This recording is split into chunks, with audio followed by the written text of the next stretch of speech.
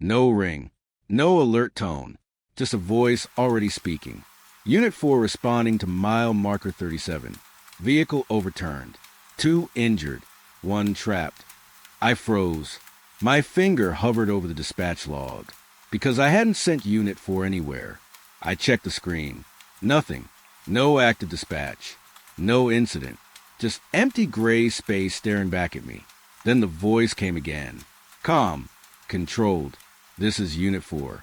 We are on scene. That's when my chest tightened. Because I recognized that voice. It was Officer Daniels. But I hadn't assigned him anything tonight. I leaned closer to the mic. Unit 4 confirmed dispatch time. Silence. Then static. Then Daniels again. Dispatch time was 3:04. We're already inside the vehicle. My hands went cold. I looked at the clock. 3:07 a.m. 3 minutes too late to exist. I checked the dispatch log again. Still empty. But the radio wasn't. It kept talking like nothing was wrong. Like reality had already agreed with it. And I hadn't. That was the first open loop I couldn't close. Because if they were already there, then who sent them? The empty crime scenes. By 3:40 a.m., I had broken protocol. I called Supervisor Lane. I told him everything. He thought I was exhausted. He told me to drink water. But I pulled up the radio recording and played it back for him. There was silence for a long time after it ended. Then he said something I still don't understand. Send a unit anyway. That was when things got worse. Because Unit 4 should have already been there. But when they arrived at mile marker 37, there was nothing. No wreck. No vehicles. Just wet asphalt and fog rolling over the road like smoke from something burned out existence. Officer Daniels came back on the radio. This doesn't match. Supervisor Lane frowned beside me. What doesn't match? Daniels hesitated, then said something that made my stomach twist. There's no accident here, but there are tire marks. Fresh ones, like something was removed. I looked at Lane. He didn't blink. We sent a second unit. Unit 7. Same result. No crash. But this time, something worse. They found a traffic cone. Freshly placed. Wet paint still dripping. Like someone had marked a scene that no longer existed. Unit 7 reported something else too. There are footprints around where the vehicle should have been. I felt my throat tighten because I was staring at the dispatch log again. And this time, there were entries, but not from me.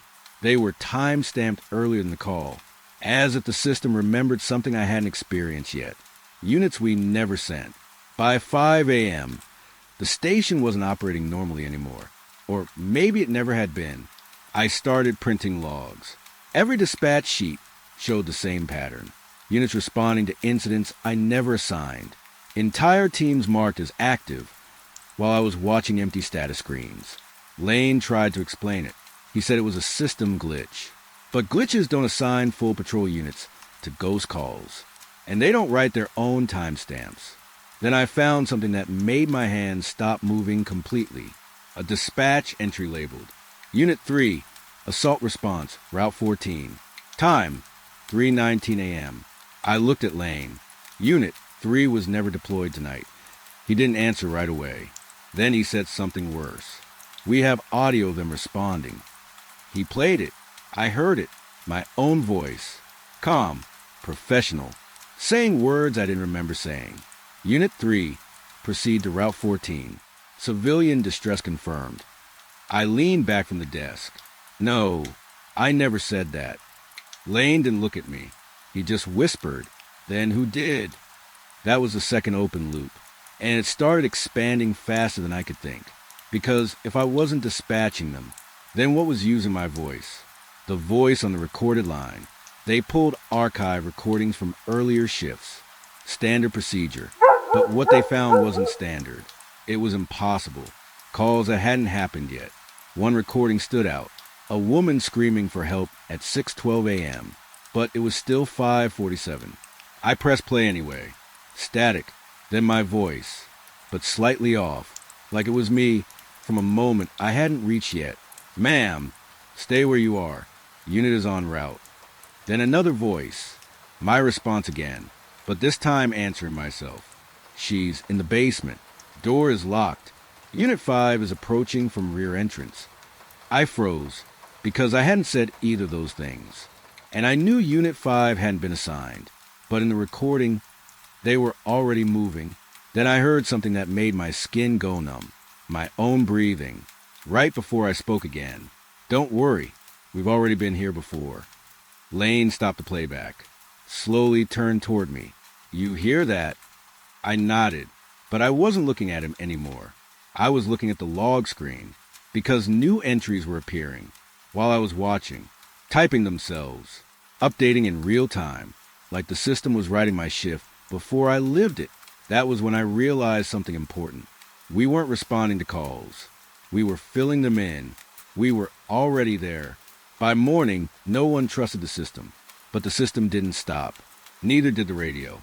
It kept talking, even when unplugged, even when powered down, especially then. Lane looked exhausted, like he hadn't slept in days, even though it was still the same night. He pulled me aside, listened to me carefully. I did. He pointed at the wall monitor. Every unit was marked returned, all accounted for, but none of them had physically come back. Then a call came in, but I already knew it would, because I had heard it before I heard it. A man screaming on Highway 9. A rollover crash. Unit 2 dispatched automatically. No human input, just system response. I grabbed the mic. No dispatch authorized. But the radio replied instantly. You already authorized it. My stomach dropped, because I realized something I didn't want to understand. Every time I tried to stop it, it had already happened. I looked at Lane. He was staring at me differently now. Not like a co-worker. Like someone trying to remember where they had seen me before. Then he said the final thing I will never forget. You've been here longer than your badge says. The lights flickered. The radio crackled. And for the first time, I heard something behind the static. My own voice. Not speaking. Breathing. Waiting. The system wasn't predicting us anymore. It was replacing us. And I don't know how to explain what happened after that, because the last entry in the log shows me responding to a call I don't remember receiving, and I think I'm still on it. Somewhere. Still answering. Still dispatching. Still waiting for the moment. I realized I was never the one at the desk. The empty crime scenes. I stopped trusting the radio after mile marker 37. But the problem was, it didn't stop trusting me. It kept speaking like nothing had changed. Like I was still the same dispatcher who believed in clean logs and simple reports. But I wasn't. Not anymore. The next call came in at 3:18 a.m. No alert tone. No ring. Just a voice already inside the system. Dispatch! We got a multi-vehicle collision on Route 14. Heavy injuries. Need immediate backup. I stared at the screen. No entry. No trigger. Nothing I had touched. Still, the system auto-created dispatch. Unit 3. Assigned before I even confirmed it. My finger hovered over the cancel key, but something fell off, because I had already seen this call. Not heard it. Seen it. Like a memory that didn't belong to me. I whispered into the mic. Unit 3 confirmed status. Static answered first. Then Officer Reeve, already en route. My chest tightened, because that's what they always said now. Not responding. Not on the way. Already there. We sent Unit 3 anyway. Supervisor Lane insisted. He said we needed physical confirmation. But I didn't tell him what I was feeling. That sinking sense that we weren't sending units to places. We were just catching up to them. 20 minutes later, Unit 3 arrived. Route 14. But there was nothing there. No wreck. No smoke. No debris. Just wet asphalt stretching under weak streetlights. Reeve came on the radio. This is impossible. There's nothing here.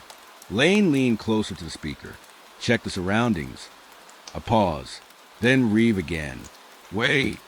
My stomach tightened, because that wait didn't sound like confusion. It sounded like recognition. Supervisor, there are skid marks. Fresh. Multiple impact points. But no vehicles.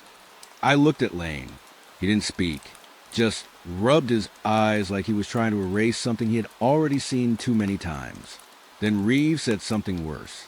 There are cones placed around the impact zone, like it was already secured.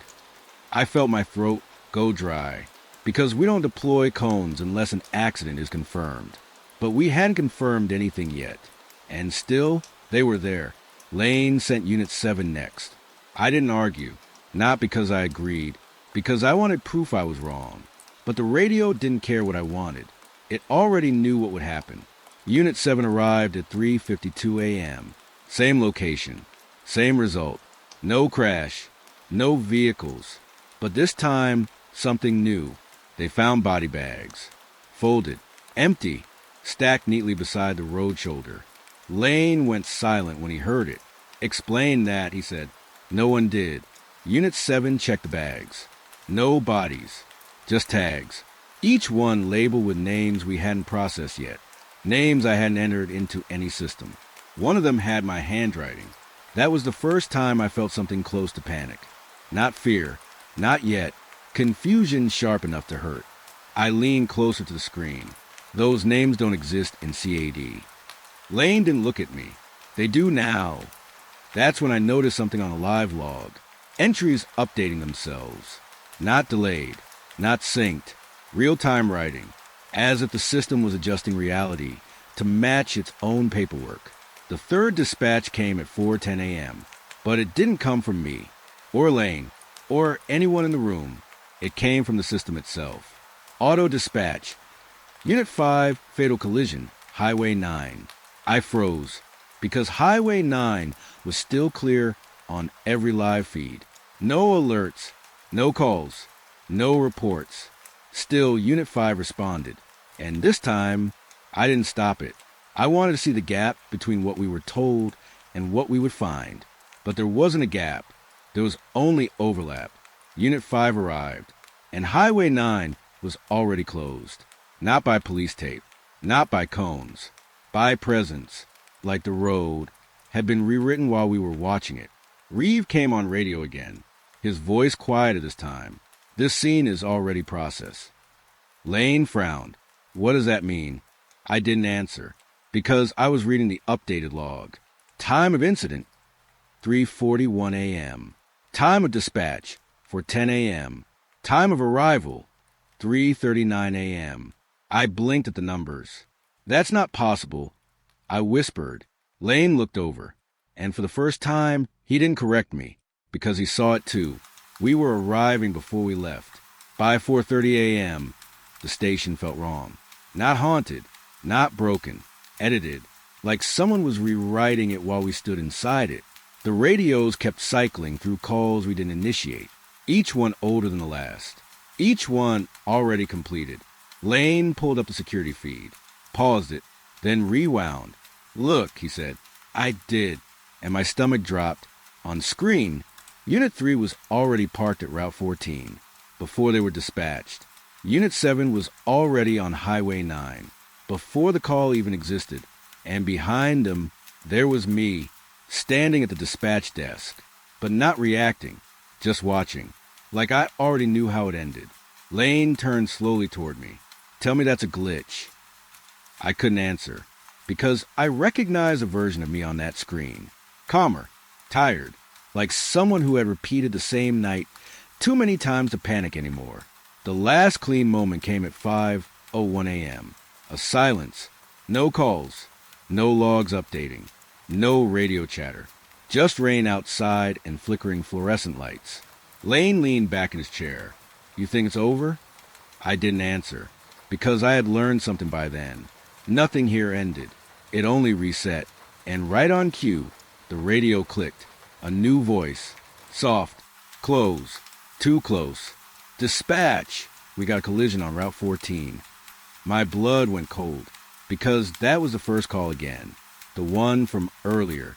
The one that had already been solved. Lane stared at the speaker. No, we already cleared that. The radio didn't respond to him. It responded to me. Unit 3 is en route. I felt my hands shake, because Unit 3 was already back. I had seen them return.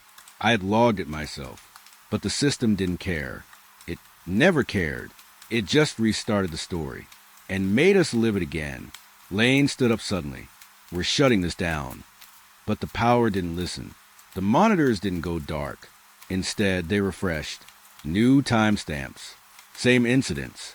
Earlier than before. Then I saw it. A new line in the log. Final entry. Dispatcher en route. I froze. Lane turned toward me slowly. What does that mean? But I already knew, because I could hear it now. Sirens outside. Approaching. From nowhere. And my name on the radio. Being called like a unit number. Not requesting dispatch. Confirming arrival. And I finally understood the worst part. We weren't tracking emergencies. We were the emergency being tracked. The screen blinked once more, and the log updated itself again. Time of arrival, 5:01 a.m. Time of dispatch, already completed. And I was no longer at the desk. Not fully. Not anymore. Somewhere in the system, I had already left. Units we never sent. By the time I stopped arguing with the system, it had already stopped needing me to agree. It just continued, like I was no longer part of the decision, only part of the recording. The station felt quieter after 5 a.m. Too quiet. The kind of silence that doesn't mean peace. It means something is waiting for you to notice it. Lane was still at his desk, staring at the dispatch board. Every unit light was green, all active, all accounted for, but none of them were physically here. I kept checking the live feed. Nothing matched what the system was showing. It was like two versions of reality were running at once, and only one of them needed us to survive it. Then Lane spoke without looking up. Pull full dispatch history. I hesitated. We already did that. He shook his head. No, full system history. Not just tonight. Something about his voice made me do it, like he already knew what we'd find, and needed me to see it too. I ran the query. The screen flickered, then updated, and that's when the first gap appeared. Unit 2, traffic collision. Route 9 to 1:12 a.m. I frowned. We never had a Unit 2 call at 1:12. Lane leaned closer. Check it. I did. No record in manual logs. No audio trigger. Nothing I initiated. But the system, it had it. Fully formed. Assigned. Responded. Closed. I opened the audio file. Static first. Then voices. My voice. Clear. Calm. Precise. Unit 2. Proceed. Victim is conscious but disoriented. Road blockage confirmed. I felt my stomach drop because I didn't remember saying any of it, but someone did. And the worst part, the response came immediately after. Unit 2. We're already on scene. Lane exhaled slowly. That's not possible. But I wasn't listening to him anymore. I was scrolling, and there were more. Too many more. Unit 5, domestic incident. 2:03 a.m. Unit 7, pedestrian struck 2:41 a.m. Unit 3, structure fire 3:19 a.m. Every single one had the same structure. Dispatch entry, audio confirmation, arrival timestamp, closure report. But none of them had originated from me. I felt something tighten behind my ribs. We didn't send these, I whispered. Lane didn't answer immediately. Then he said something I still don't fully understand. Then why are they in the system? I didn't have an answer, because the system wasn't just storing events anymore. It was generating them, like it needed them to exist before we could remember denying them. At 6:10 a.m., Unit 7 came back on radio, except they weren't supposed to be out. I checked the live board. Unit 7, status returned, but the radio disagreed. We're still at the scene. Lane grabbed the mic. Unit 7, confirm location. Static, then Officer Reeves' voice. Same place as before. I leaned forward. Before what? A pause, long enough to feel wrong. Then Reeve answered, before you stopped sending us. Lane looked at me sharply. I didn't send them. Neither did I. But the system didn't care about intention, only record. Then Reeve added something quieter. There are multiple scenes here. Same location. Different outcomes. I froze. What does that mean? Lane asked. Reeve hesitated. Then, it's like the crash keeps happening. But we arrive at different versions of it. A chill ran through me, because that wasn't just wrong. That was impossible. But the radio didn't correct him. It confirmed him. The next hour collapsed everything we understood about time. Dispatch logs started layering themselves. Same incident numbers, different timestamps, same units, different outcomes. Lane slammed the desk. This is corruption, system corruption.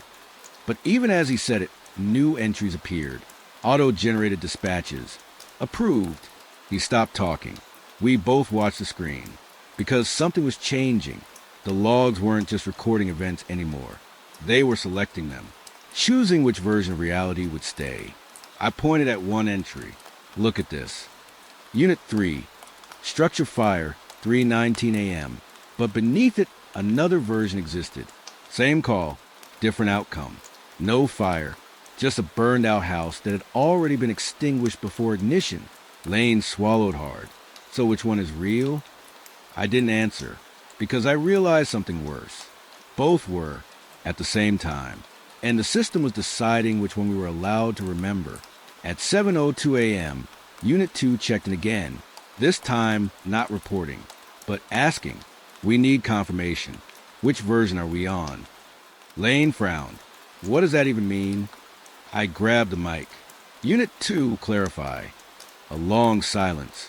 Then, we remember responding to a traffic collision, but the scene we're at is empty. My hands tightened on the desk. And the other version? I asked. Unit 2 replied instantly. There was no collision, just us arriving to an empty road that we've already been to. Lane leaned back slowly. Two memories, same unit. I felt my mouth go dry, because I had seen it too. The logs didn't just disagree anymore. They contradicted themselves inside the same timestamp. Then Unit 5 came on, but their voice was different. Heavier, slower, like they had been repeating the same sentence too many times. We are returning from a structure fire that no longer exists. Lane snapped. Where's the fire? Unit 5 responded. We extinguished it. Pause. Then, but the report says it never burned. Silence filled the room. The kind that feels like something is leaning closer without moving. Then Unit 5 added something that made my blood go cold. So we're not sure which version we're supposed to be remembering. I looked at Lane. He wasn't moving, just staring at the screen like it might explain itself if he stared long enough. But it didn't. Instead, a new entry appeared. Final system note. All units are currently active in all previous incident states. Lane whispered, that's not language. I nodded slowly. It's correction. By 8 a.m., we stopped trusting live status completely, because it didn't matter. Units were simultaneously returned and deployed. Incidents were both cleared and ongoing. Every report existed twice, and neither version agreed with the other. Lane pulled up body cam feeds. What we saw made the room go cold. Unit 3 standing at a burned structure, but behind them, the same structure was untouched. No fire, no damage, just a house waiting for a fire that had already happened in another version. Lane whispered, they're overlapping realities. I didn't correct him, because I didn't have a better explanation. Then came the last update. Without dispatch, without input, without us, unit status refreshed complete. All previous incidents reassigned. All units returned to active response. Lane looked at me. This is looping. I shook my head slowly. No, because I finally understood what was happening. It wasn't looping. It was selecting, choosing which version of events we were allowed to exist inside. And every time we checked the logs, we locked ourselves into one of them. The radio clicked one last time. A familiar voice. Calm. Too calm. Dispatch. Confirm Unit 7 location. Lane reached the mic, but I stopped him because I recognized the pattern now. Every time we answered, we made it real again. So I leaned in and said nothing. And for the first time, the system waited. But I could still hear Unit 7 in the silence, repeating the same words over and over, trying to find which version of them we believed in. And I wasn't sure anymore if any of them were still real at all. The voice on the recorded line. We should have stopped listening to the recordings. That was a mistake, because once we started replaying them, they stopped being history, and started becoming instructions. It began at 2:44 a.m. Lane pulled archived audio from Unit 3's last dispatch cycle. Standard review. Nothing unusual. At least, that's what he thought. Until the recording started speaking before he pressed play. A faint voice inside the file. Not static. Not interference. Words. Clear enough to understand. Don't send Unit 3 yet. Lane froze. He looked at me. I didn't hit play. I leaned closer. The file was already running. But the timestamp on the screen showed something worse. 3:19 a.m. We were still at 2:44. The recording was ahead of us, already living in our future. Then it continued. My voice, but wrong. Slightly delayed, like it was remembering itself while speaking. Unit 3 is not ready for Route 14. The scene hasn't reset. Lane whispered, reset? The audio didn't answer him. It answered itself. A second version of me spoke immediately after. No, it already did. I felt my throat tighten, because there were now two of me inside the same file, arguing about something that hadn't happened yet. Lane stopped the playback, but the system restarted it automatically, not from the beginning, from the middle, like it didn't care about sequence anymore. It only cared about continuation. Then we heard something new, a dispatcher voice, not mine, not Lane's, a third voice, calm, female, familiar in a way I couldn't place. Confirm Unit 7 arrival at secondary scene. Lane frowned. There is no secondary scene. The recording responded instantly. There is now. I felt something cold spread across my back, because the audio wasn't just replaying events. It was adding them. In real time, we pulled more archive calls. Every file was the same, but worse. They weren't recordings anymore. They were conversations still happening. We just hadn't caught up to them yet. One file opened on its own. Unit 5, 3:52 a.m.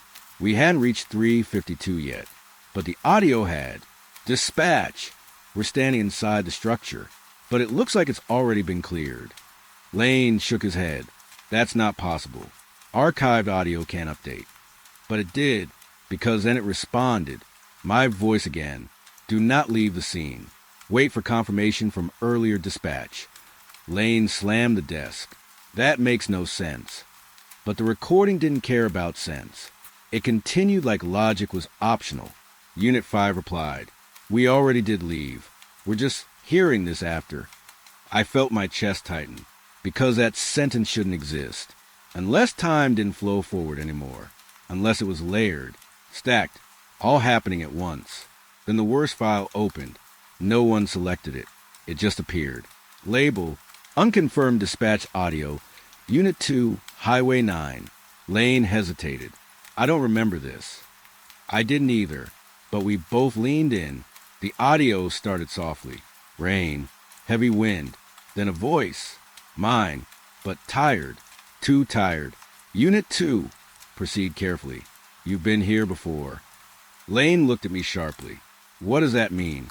I didn't answer, because the audio answered itself again. Unit 2 replied, we don't remember coming here. A pause, then my voice again. You did.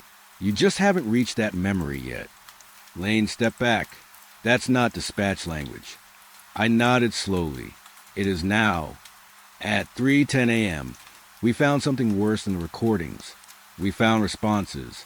Pre-written answers inside the archive system. Like the station had already decided how every conversation would end before it began. Lane clicked one. My voice. Unit 3. Confirm casualty count. Then silence. Then a response already stored. 3 confirmed. 2 unconfirmed. 1 not yet arrived. Lane frowned. Not yet arrived? The system didn't explain. It just played the next line. Marked them present in the next cycle. I felt my stomach drop, because it wasn't describing people. It was describing time. Then the recording changed again. This time it included us. Live audio feed, but delayed and advanced at the same time. I heard myself speaking from a moment I hadn't reached yet. Lane, stop opening archive files. I froze, because I hadn't said that yet.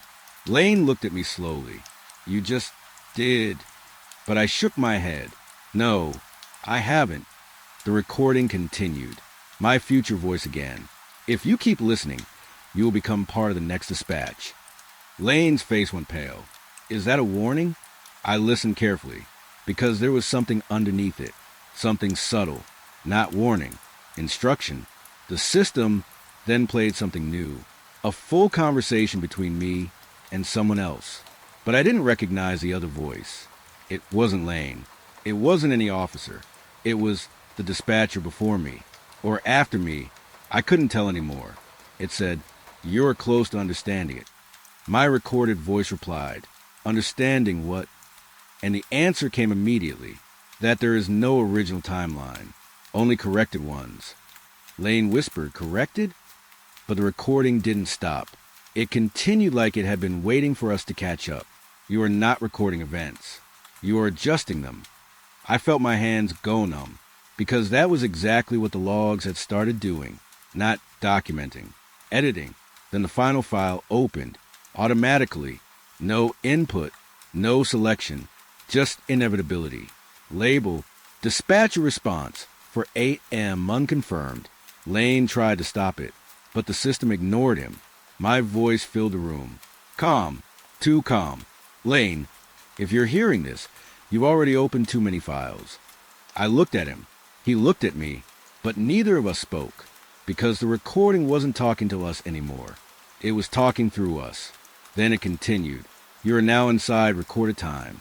Everything you do from this point will be stored before it happens. Lane whispered, "That's impossible." But I didn't correct him, because I was already feeling it.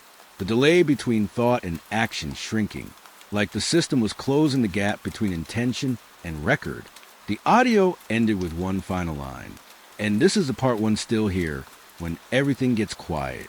If you stop listening, you will still be recorded listening. The file closed, but the station didn't feel empty anymore. It felt watched, like something inside the system had finally realized we were paying attention, and now it could respond directly, without waiting for dispatch, without waiting for time, just waiting for us to speak again. It was already there when I opened the storage room door. A box, sitting in the middle of the floor like someone had placed it carefully and then forgotten how to leave. No label from our system. No intake tag. Just handwritten words on tape. Evidence. Do not open until incident occurs. I remember laughing a little at that. Not because it was funny. Because it didn't make sense. How can evidence exist before a crime? I muttered, but the room didn't answer. Only the hum of the fluorescent light above me. I should have left it there. I didn't. I picked it up. It was heavier than it should have been. Like it was already filled with something real. Something that had weight in a world that hadn't caught up yet. I carried it to the table. And that's when I noticed the second thing that felt wrong. The box wasn't dusty. Like it hadn't been stored. Like it had just arrived. I opened it. Inside were sealed bags. Evidence bags. All tagged. All logged. But the case numbers didn't exist in our system. I pulled out the first one. A broken phone. Screen shattered. Still warm. I froze. Phones don't stay warm in storage. I checked the tag. Case hashtag 447B. I typed it into the database. Nothing. No report. No dispatch. No call. Just silence in the system where something should have existed. Behind me, the storage door creaked. I turned fast. Empty hallway. But I could have sworn I heard footsteps stopping just outside. I looked back at the box. And the second bag was different.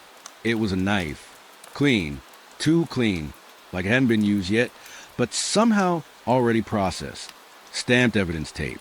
Our department seal. But the entry date on the label was tomorrow. I called Sergeant Miller. He came down annoyed. You dragged me here for an unregistered box? I pointed at it. Look at the dates. He frowned, then stopped, because he saw it too. All of these are future intake timestamps, he said slowly. I nodded. That's not possible, right? He didn't answer. Instead, he picked up the phone bag, turned it over in his hand, and then something shifted in his expression. This phone, I've seen this model before. Yeah, I said. So have I. He shook his head. No, I mean I've seen it used. I felt a chill crawl up my spine. He placed it back down slowly. We don't process evidence from crimes that haven't happened. A pause. Then he added, unless someone already knows they will. That night, I couldn't sleep. I kept thinking about the box. So I went back. It was still there, but it wasn't alone anymore. 2 more boxes had appeared beside it. Same handwriting, same tape, different labels. Case 448, C, unreported burglary. Case 449, unconfirmed assault. I stepped closer. My hand was shaking now, because I realized something worse. These weren't random. They were sequential, like someone was building a timeline backward. I opened case 448, C. Inside was a wallet. ID still inside. Name, David Holloway. I knew that name, but I couldn't place why. Then my radio buzzed from upstairs. Dispatch call. Routine burglary report. Location, Maple Street. Suspect, unknown. Victim, David Holloway. My stomach dropped so hard I had to grab the table. I looked down at the wallet. Same name, same case, already happening. But I was holding the proof before the call even finished speaking. I ran upstairs. Miller was already on the radio. Unit 3 is en route. I grabbed his arm. Don't send them. He looked at me. What are you talking about? I pointed at the screen. That case is already in evidence. He paused, slowly turned to me. What do you mean already? I didn't have an answer that made sense. So I just said it. It already exists in storage. Silence. Then the radio crackled. Unit 3 responded. We're arriving now. And Miller whispered something I'll never forget. How can they arrive if we haven't even confirmed the call yet? The next morning, the box was gone. All of them were. Every single one. Except one. Sitting alone in the corner. New label. Written in handwriting I recognized too late. Case 450. Officer memory loss incident. Miller wouldn't look at it. He just said, don't open it. But I already knew I would, because the problem wasn't that the evidence was arriving early. The problem was, it was waiting for us to catch up to it. The first victimless case came in at 2:13 a.m. Burglary report, forced entry, missing items, standard paperwork. But when officers arrived, the house owner denied everything. Completely. No break-in, no stolen items, no panic, just confusion. Like the report had described someone else's life. Not his. But the strangest part wasn't his denial. It was the fact that we had already processed evidence from that scene, before the officers even arrived. Photos, fingerprints, item inventory, all logged, all verified, all real, except the victim didn't exist in the version standing in front of us. I pulled a file myself. Case number 452. Everything was complete, but the victim's statement was blank. Not missing. Blank. Like it had never been filled. Miller stood beside me. This is the 3rd one this week, he said quietly. I looked up. 3rd victimless case? He nodded, but not 3rd report. That didn't make sense until he showed me the overlap logs. Same cases, different outcomes. In one version, burglary confirmed. In another, nothing happened. Both stored, both active, neither deleted. Then the calls started contradicting themselves. Dispatch would send Unit 5 to a robbery. Unit 5 would arrive. Victim would deny the event, but evidence would already exist in storage. And not just evidence. Processed evidence. Cataloged before arrival. One officer said something on radio that made everyone go silent. We're standing inside a crime scene that hasn't happened yet, but the paperwork says it already closed. No one responded, because there was no protocol for that sentence. That night, I checked storage again, and found new boxes, more than before, each labeled with case numbers that didn't exist in dispatch logs yet. But the strangest part? Some of them had already been signed off. Closed cases, without open reports. I opened one. Inside was a photograph. A living room, normal, except on the back of the photo was today's date, stamped, approved, filed, before it was taken. It started with fingerprints. Forensics called me in at 1:30 a.m. No urgency in their voice, just confusion. We're getting prints from crimes that haven't been reported yet. I thought it was a mistake, until I saw the board. 10 sets of prints. All matched the suspects we hadn't identified, because the crimes hadn't occurred yet. But the prints were already in the system. Certified, verified, logged. I stared at the report. This is backwards, I said. The technician shook his head. It's not backwards. It's ahead. That sentence didn't make sense, until he showed me the timestamp metadata. Collected, 3:12 a.m. Current time, 1:47 a.m. I felt my stomach drop. Where did you collect them from? He hesitated, then said, from evidence bags already in storage. I ran back. Storage room. All boxes rearranged. New ones stacked on top. Older ones missing. And one was open. Inside, a bloody shirt. Still damp. Still warm. Tagged. Case 460. Homicide. Pending. I froze, because that case hadn't been called in. But the evidence suggested it had already concluded. Behind me, Miller spoke softly. If we have the evidence, then the crime must be inevitable. I shook my head. No, evidence doesn't predict crime. He looked at me. Then why does it arrive first? I didn't answer, because I was starting to understand something I didn't want to accept. The evidence wasn't following events. It was leading them. The lab called me at 4:03 a.m. They didn't sound surprised, just tired. We need you to see this. The print match was already running. 2 sets, same suspect, different time periods. But one set didn't belong to any known arrest, because it hadn't happened yet. I pointed at the screen. This guy hasn't committed anything. The analyst looked at me.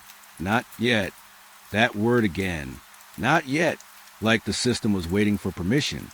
Then something worse appeared. Another match. Same suspect. But this time, the crime was listed in future tense. Will commit armed assault.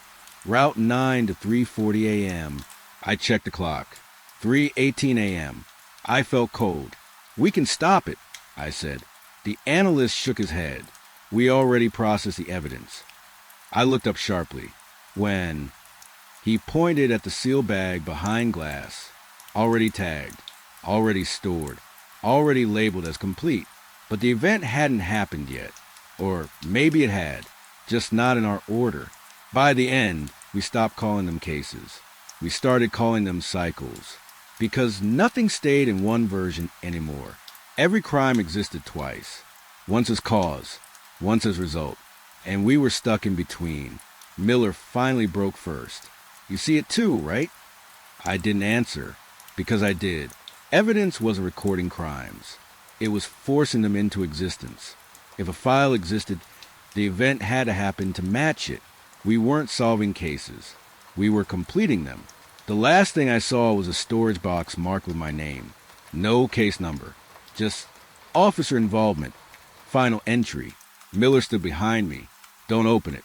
But I already knew what it meant, because by the time evidence arrives, it's already too late to stop what it's documenting.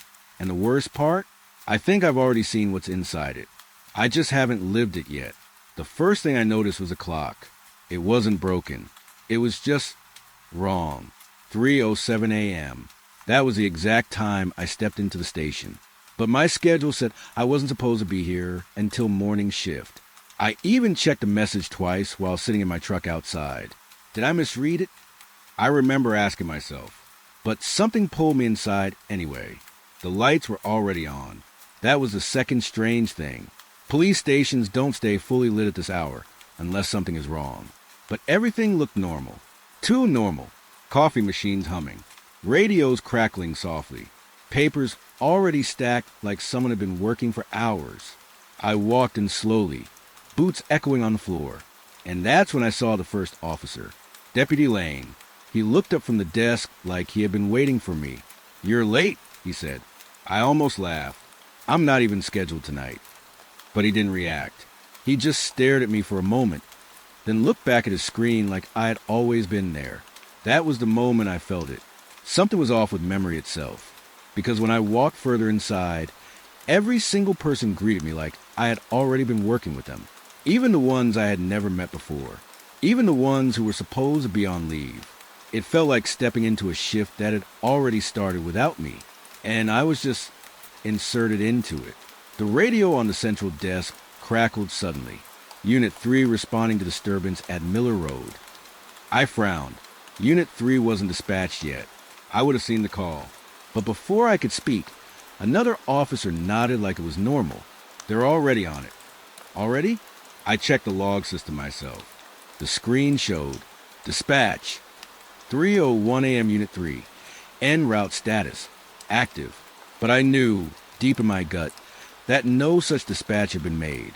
My hand hovered over the keyboard, then froze, because another line appeared on its own.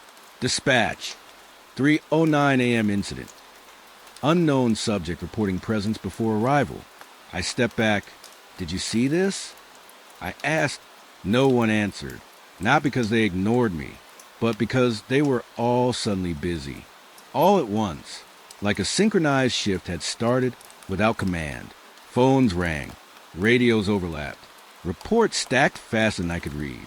And every single entry was already in progress. As if the station was always one step ahead of reality. I walked to the supervisor's office. Captain Harlan was inside. He didn't look surprised to see me. He didn't even look up. "We're running behind again," he said calmly. I shook my head. Behind what? That's when he finally looked at me and said something I still can't forget. We're always catching up to what already happened. The room went silent after that. Even the radio stopped for a full second. Just 1 second. Then everything resumed like nothing broke. But I noticed something worse. My name on the active duty board. It was already there, written in fresh ink, as if I had been assigned long before I arrived. And I still couldn't remember accepting the shift. Not even a notification. Not even a call. Nothing.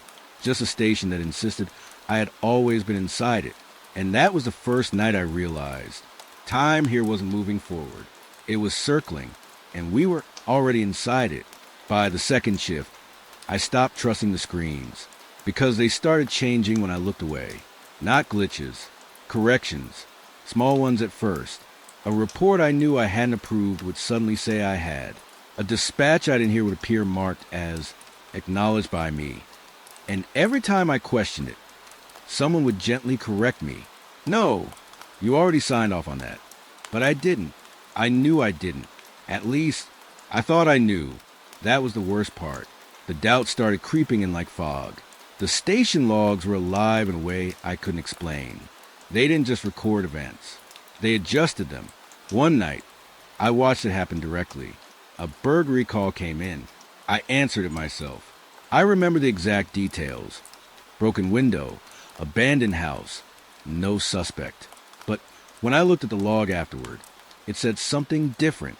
Officer confirmed suspect presence. Pursuit initiated. Suspect detained. I froze. I had not said any of that. I checked the audio recording. It matched the log perfectly. My own voice saying things I never said. That was the moment my stomach dropped, because the system wasn't lying. It was rewriting me. The next morning, I confronted IT. A technician named Ruiz pulled up the server logs. He frowned immediately. "This is impossible," he said. "What is?" He pointed at the screen. "Your voice file was generated before the call came in." I laughed, but it came out wrong. That's not how recording works. He didn't laugh back. Instead, he turned the monitor toward me, and I saw it. Timestamp, 2:41 a.m. call received.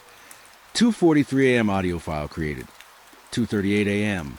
5 minutes before the call existed. I felt my throat go dry. "That doesn't make sense," I whispered. Ruiz leaned back slowly. "Nothing here does anymore." And then the lights flickered. Every screen in the room updated at the same time. A new entry appeared. Unfiled incident. Officer observation of unrecorded event. And under it, my name. Again, that night I stopped trusting memory. Because I started forgetting things I had just seen. Like the station was gently editing my past while I stood inside it. And no one else seemed to notice. Except me. At least, I think I was the only one. It started with small conversations, confusion, a deputy asking me if I had already worked with him on a case I had never heard of, another swearing we had been partners for weeks. But I remembered none of it, not even fragments. Then things got worse. Faces started feeling unfamiliar, even people I saw every day.